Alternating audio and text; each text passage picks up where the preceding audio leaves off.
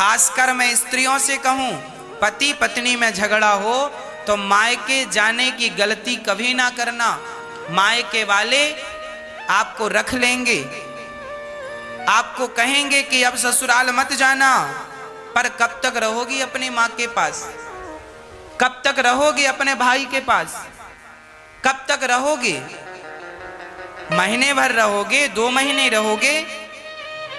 स्त्री का कल्याण ससुराल में है। स्त्री को समझदारी का परिचय देना है और पुरुष को बहुत समझदारी का।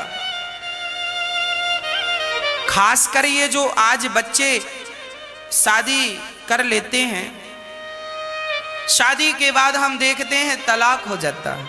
क्यों होता है? केवल समझदारी की कमी से। आप थोड़ा सा समझदारी का परिचय देंगे, दोनों में थोड़ी थोड़ी समझदारी होगी, गंभीरता होगी। एक बार एक संत से एक आदमी ने कहा, महाराज मैं शादी करूं कि ना करूं? आपने की है, आपका अनुभव क्या है?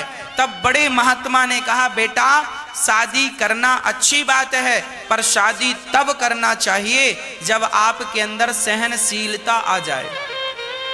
यदि सहनशीलता है तो शादी कर लेना, और सहनशीलता नहीं है तो शादी बिल्कुल ना करना।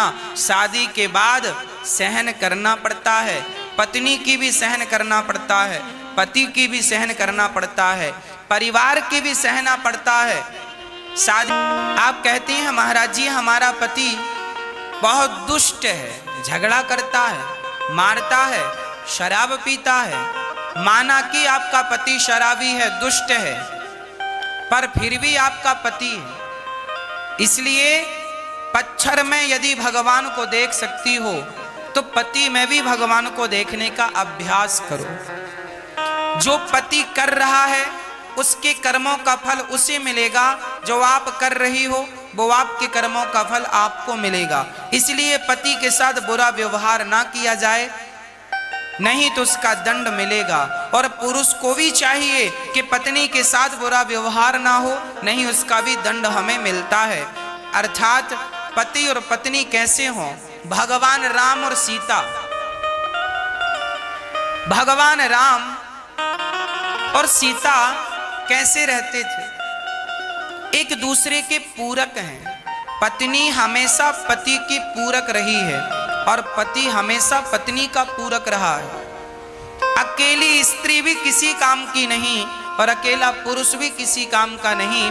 दोनों जब मिलते हैं तो 100 होते हैं, नहीं तो 50-50 हैं। इसलिए आप दोनों शक्ति हैं, अकेले नहीं।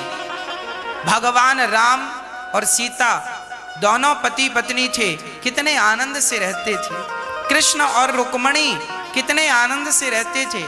कृष्ण और राधा, राधा भी पत्नी है, भगवान की विवाह हुआ है, राधा के साथ कृष्ण कितने आनंद से रहते। आज भी मंदिरों में राधा के साथ ही खड़े हैं। जब भगवान अपनी गृहस्थी बड़े आनंद से चलाते हैं तो भगवान हम लोगों को यही तो संकेत देते हैं, तुम भी गृहस्थ में रहो, पर गृहस्थी तरीके से चलाओ।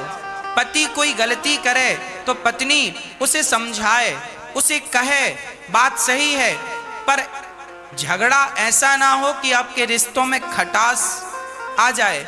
पत्नी गलती करे तो पति समझाए, इतना झगड़ा ना करो कि रिश्तों में खटास आ जाए। पति कुछ कहे तो पत्नी को चुप रहना चाहिए, और पत्नी कुछ कहे तो पति को सह लेना चाहिए। गृहस्थी की गाड़ी समझदारी से चलती है। कई बार पत्नियों को बुरा लग जाता है, पति ने डांट दिया, पत्नियां मुंह फुलाए बैठी हैं। बहुत ज्यादा डांट दिया तो झोला उठा के ससुर मायके। चूहे की दौड़ बिल तक, चूहा भागेगा तो कहां जाएगा? बिल में। स्त्री भागेगी कहां जाएगी? मायके। समाधान नहीं है इससे। पति जब गाली दे, पति जब डांटे तो क्या करना चाहिए? आप उसकी अर्धांगिनी हैं, स्त्री हैं आप दुर्गा हैं, आप क्षमा की मूर्ति हैं। आप माँ हैं, आपके अंदर ममता होनी चाहिए, करुणा होनी चाहिए। पति डांट रहा है, गाली दे रहा है, आपकी माँ को गाली, आपके पिता को गाली, कोई बात नहीं। आपका स्वभाव, जैसा थोड़ी देर पहले मैंने कहा कि लोहा पत्थर धूप में गर्म हो जाता है पर हीरा धूप में ठंडा रहता है। तात्पर्य यह हुआ, पति की इतनी गालियां खाने पर भी आपका स्वभाव शीतल ही रहे, ठंडा ही रहे। इस स्वभाव से तो गृहस्थी चलेगी। और आप भी गर्म हो गई तो फिर रिश्ते टूट जाते हैं। एक पत्नी बोली, गुरुजी हमारा पति बहुत गाली देता है। हमने कहा, आपका पति आपसे प्यार करता है कि नहीं? हाँ हाँ महाराज जी, प्यार भी करता है। हमने कहा, जब प्यार आपसे करता है तो डांटेगा भी आपको। अब प्यार आपसे करे और डांटे पड़ोसन को, ऐसा तो हो नहीं सकता। जब आपसे प्यार करता है तो डांटेगा भी आपको। इसलिए छोटी छोटी बातों को छोटी ही रहने दो, उन्हें बड़ा करने की जरूरत नहीं है। इसमें आप समझदार नहीं कहलाएंगे। पति पत्नी का विवाद सुबह हो तो शाम तक सदा के लिए खत्म हो जाए, ये विवाद तो ठीक है। पर अब विवाद चल रहा है महीनों से, सालों से, ये विवाद हानिकारक है।